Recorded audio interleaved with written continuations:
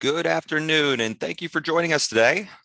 Before we dive into the presentation, let's warm up with a little tax brain teaser about Bill.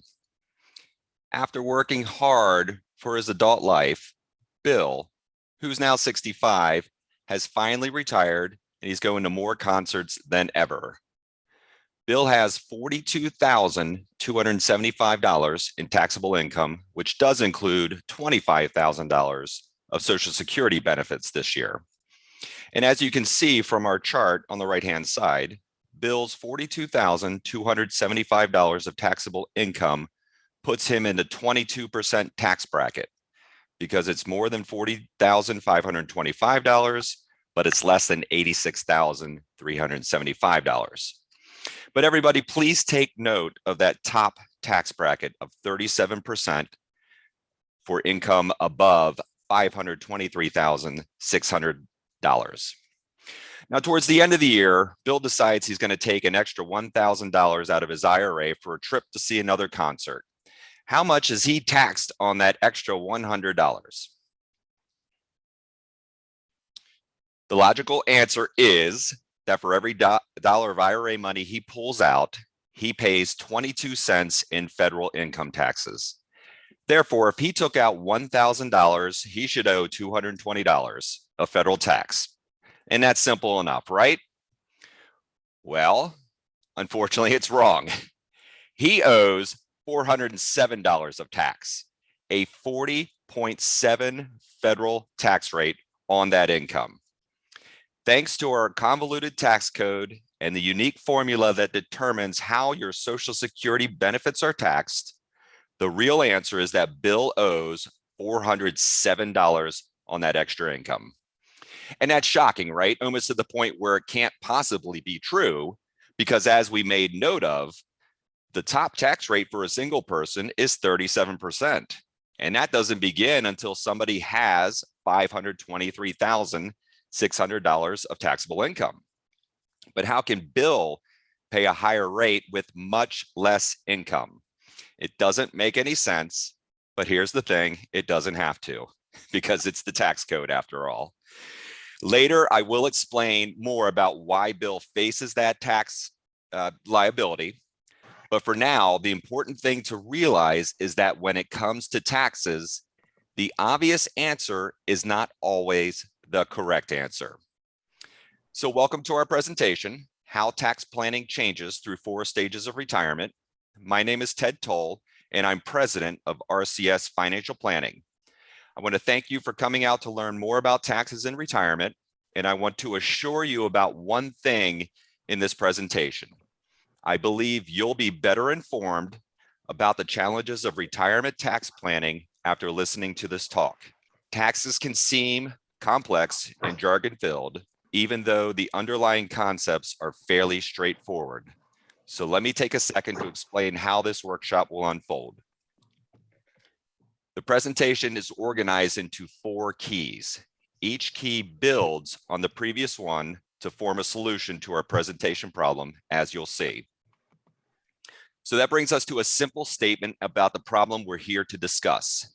Simply put, people often pay more taxes in retirement than expected because a confusing system treats various income types differently and contains hidden taxes and penalties. In the accumulation phase, people build their assets in several different forms: stocks, bonds, real estate, pensions, IRAs, 401ks.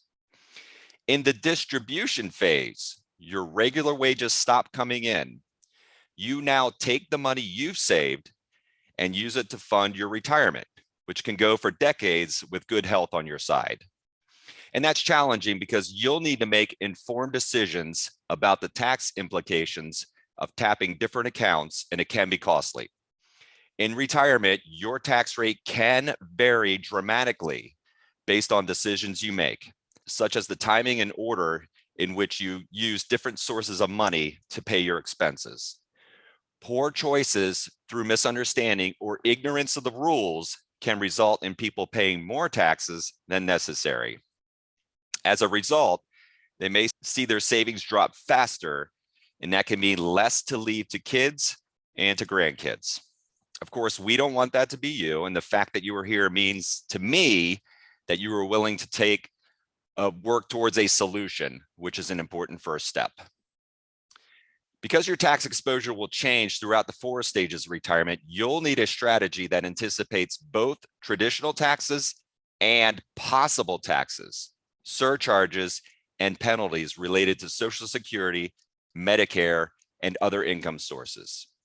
That means you'll need an informed and proactive plan that addresses how you create your income in retirement. And my goal is to introduce you to the major aspects of such a strategy and to show you the challenges we all face. The first step is to develop an understanding of the types of taxes you may face. And what do I mean by taxes? And I know you can't see me, but just know I'm holding up air quotes when I say taxes. What I'm talking about is all the costs that can increase as your income does, including some that aren't actually called a tax.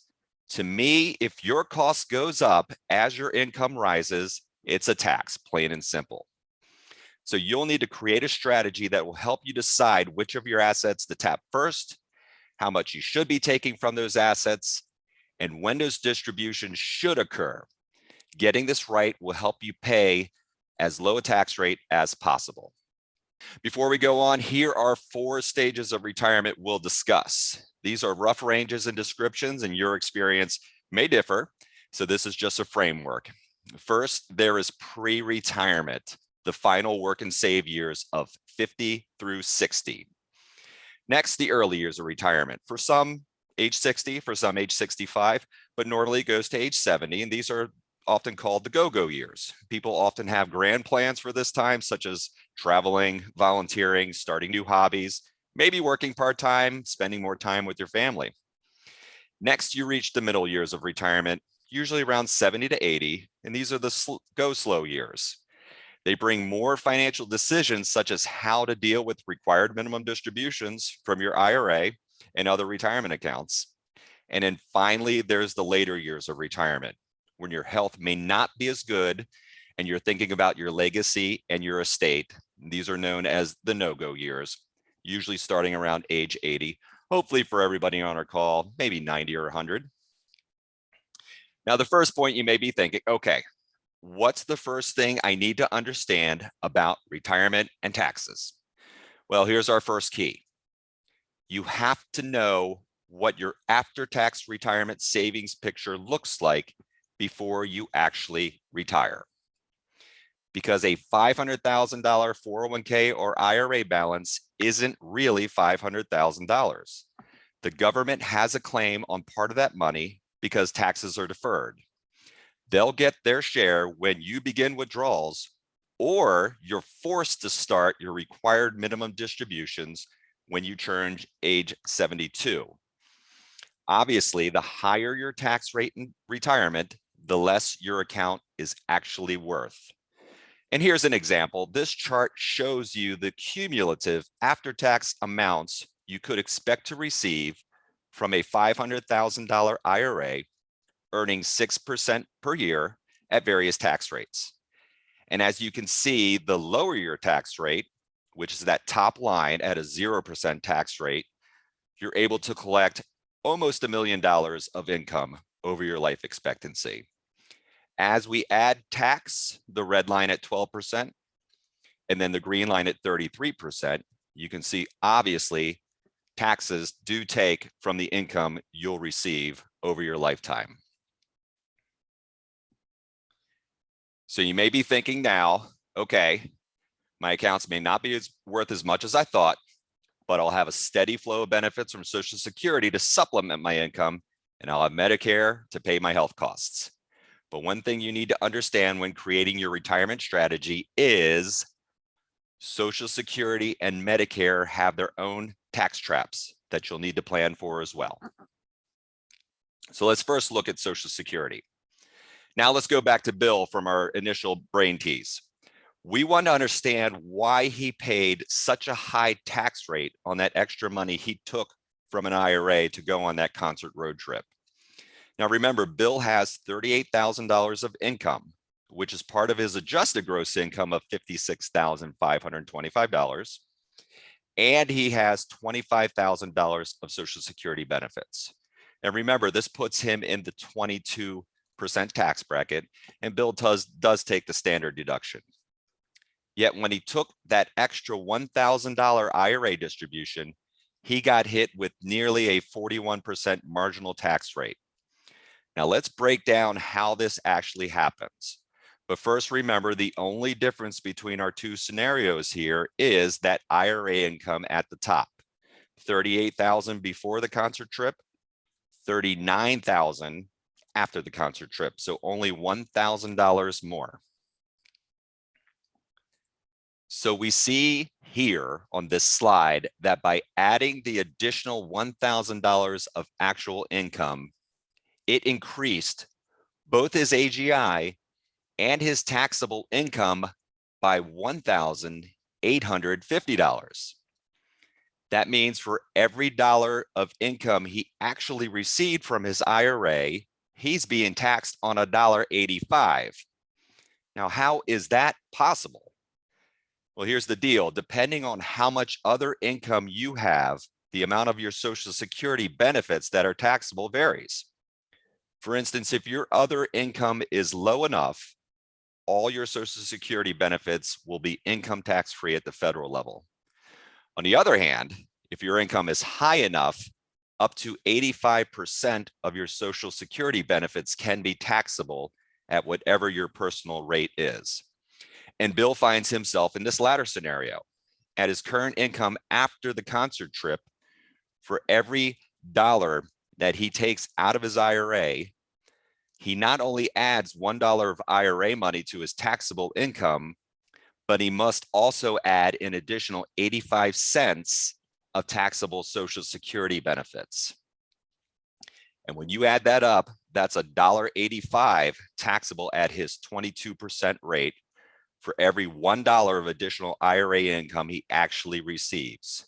And if you do that math, it comes out to a 40.7% real tax on the additional $1,000 income. And that's the so-called Social Security tax torpedo. And it can impact single filers and married couples with even fairly modest income during any stage of retirement. And it's one reason planning taxes in retirement is so important. Now let's shift to Medicare. Medicare has something it calls Irma. And you can see it there on the slide, IRMAA. What on earth does that stand for? Well, that stands for Income-Related Monthly Adjustment Amount. And the emphasis is on income because it's a monthly tiered surcharge, which again, in our definition, is a kind of a tax that is tacked on to Medicare Part B and D premiums. But it only happens if you have income over $88,000 for singles and $176,000 for married couples. But please take note, the IRS just did release new figures for next year. It is $91,000 for single, and I do not know the married off the top of my head. But let's take a look at what this means in action. Let's meet George and Martha. They are a high-earning married couple. Both are Medicare Part B and D participants. Irma surcharges are based on income from 2 years prior. And 2 years prior, this couple was on track for $275,500 of modified adjusted gross income, or MAGI, in 2019. But on December 1st, 2019, George decided to sell a stock he bought for $10,000 on July 1st, 2007. He sold the stock for $11,000. The resulting $1,000 gain was taxed at the 15% long-term capital gains rate, plus an additional 3.8% net investment income surtax for a total federal tax bill of 18.8%. And let's understand that 3.8% net investment income surtax is another tax that comes into play when your MAGI exceeds $200,000 for singles and $250,000 for married couples. So George and Martha owe $188 of tax on the gain from the sale of their stock, right? 18.8% of $1,000. Or do they?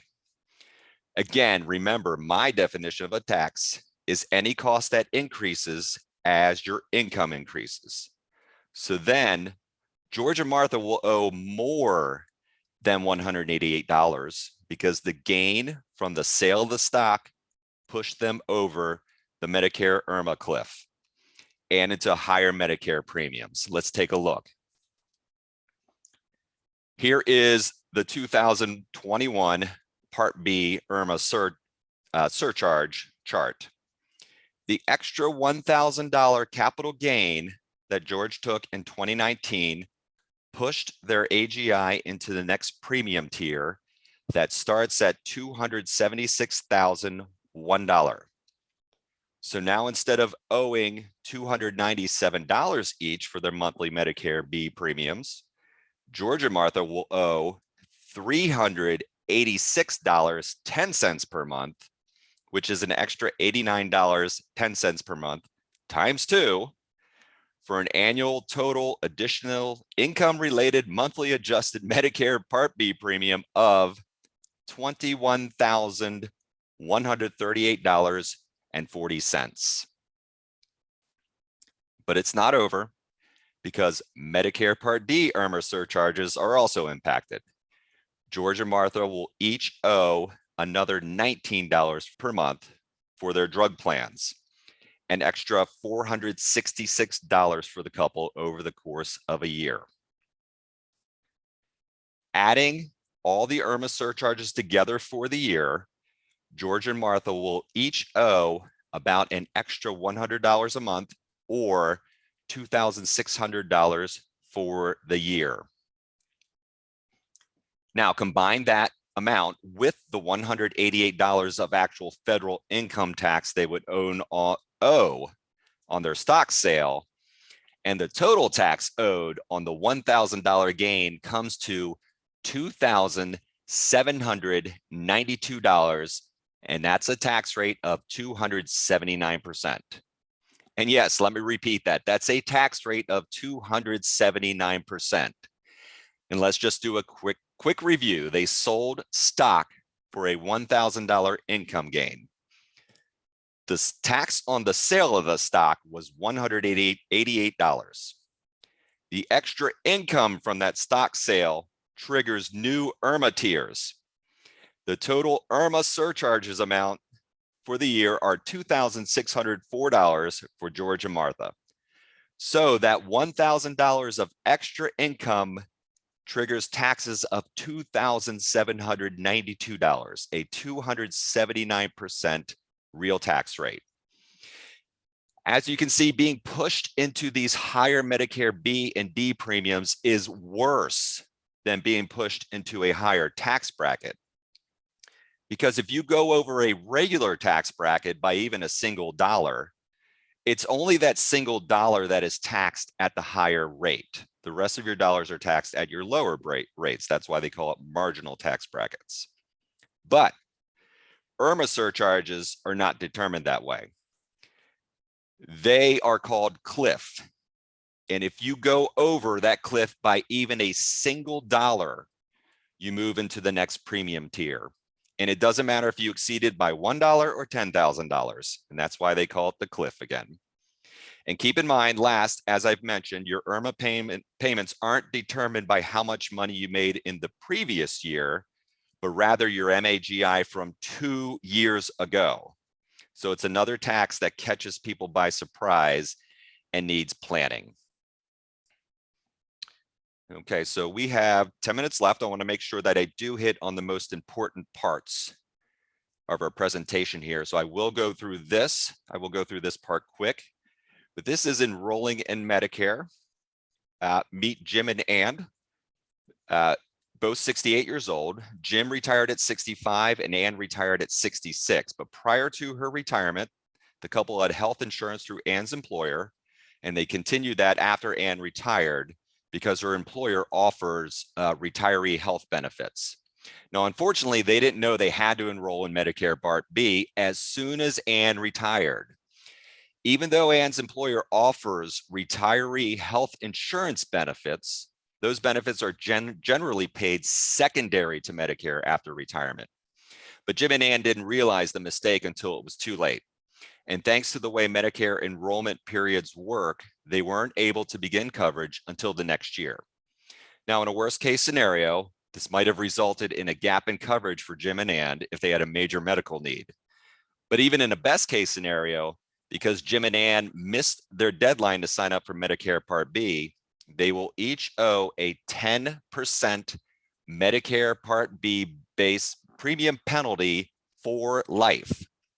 And you can see how much that translates into real dollars.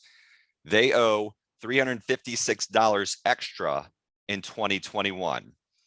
And historically, we know that premiums go up. As a matter of fact, 2021 Medicare B premiums are $148.50. And I do believe next year they are going up to $172. So for anyone who missed the open enrollment and has that 10% penalty, they will have an extra $17 added on to their Medicare B premium next year. Also know that there is a Medicare D penalty as well. So what other tax traps could we face in retirement? This is also another area that I will go over quickly because I do want to get to one key part of our presentation here today. But one question that many people always ask, I hear this all the time from clients when they retire, is where should we take our money from? And my answer is always, the first answer I give is, I don't know. And sometimes they look at me weird, like, well, you're a financial advisor, shouldn't you know this? And my answer is yes, of course I do know it, but we need to project your taxes out. We need to know not only what your taxes look like today, but we need to know what they look like in the future as well.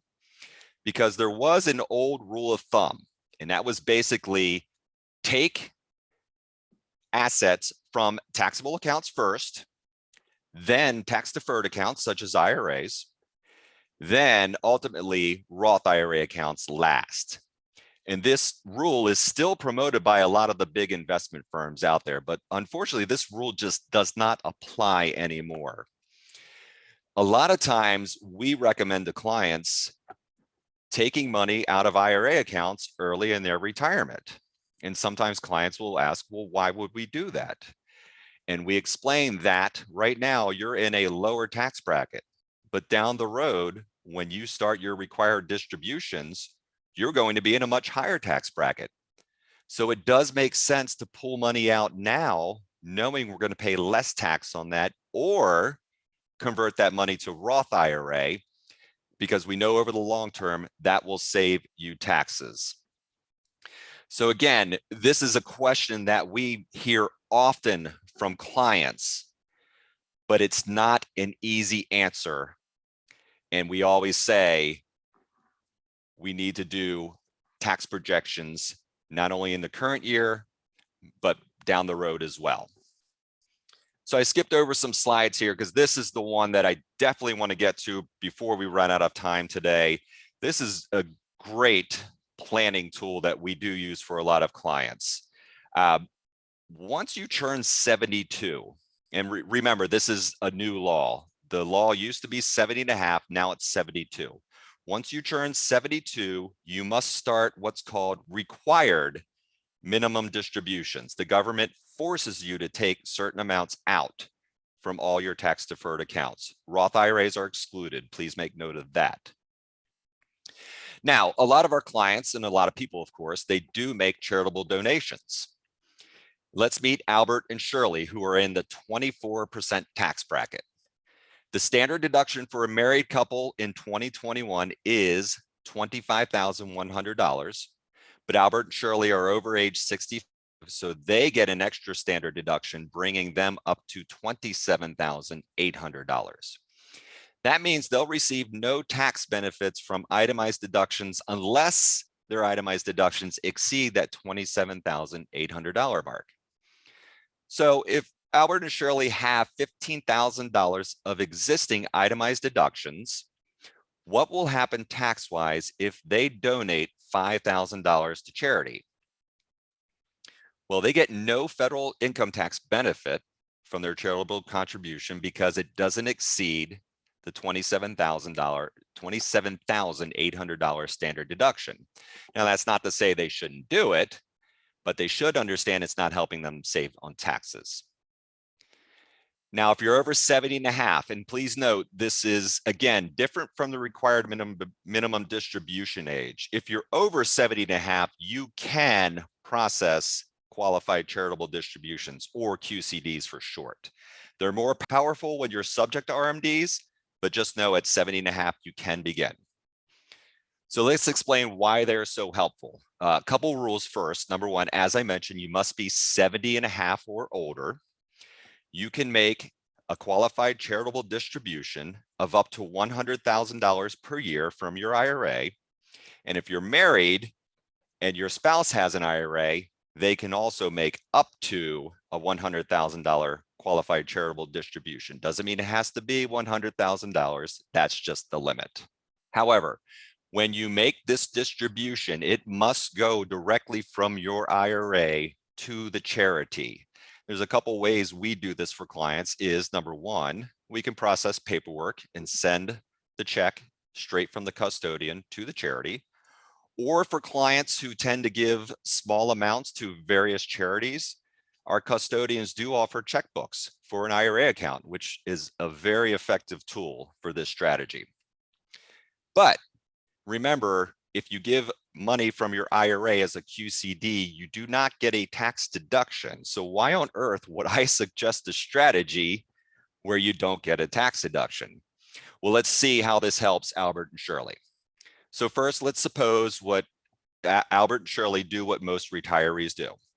Albert takes his required minimum distribution of $5,000 at the beginning of the year and he deposits it into the bank, and he's done with his RMD for the year. Now, being charitable people, they donate $5,000 to charity, and the end result is the charity gets $5,000. But let's look at this more closely. By virtue of giving to charity this way, Albert and Shirley's $5,000 charitable contribution will cost them a total of $6,200. And why is that? Well, remember, the couple's in the 24% tax bracket, so they must pay tax on the $5,000. And that is a total of $1,200. So it actually cost them $6,200 to give $5,000 to charity.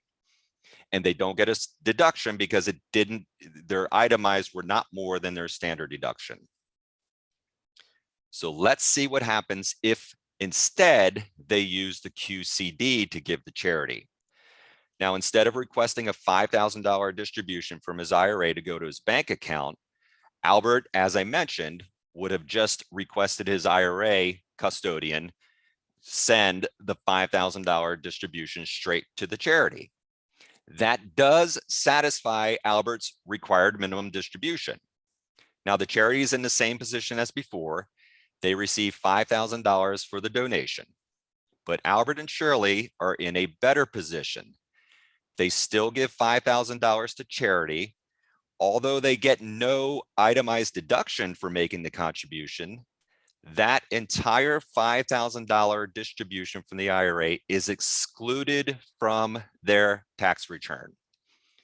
Therefore, they owe no income tax on the $5,000 distribution. Their total cost to give $5,000 to charity, which is something they were doing anyways, is $5,000. And it does save them $1,200 over the previous example. Again, this is a very powerful strategy for clients who do give to charity and through their plan have the means to do so. So it is 12:30. We are up on our time. Again, I do hope you have learned something today. If you have a specific question and you are an RCS client, please email your RCS advisor. If you are not a client of RCS yet, you may send us an email at info@rcsplanning.com. Thank you again for joining us, and I do wish everybody a happy Thanksgiving.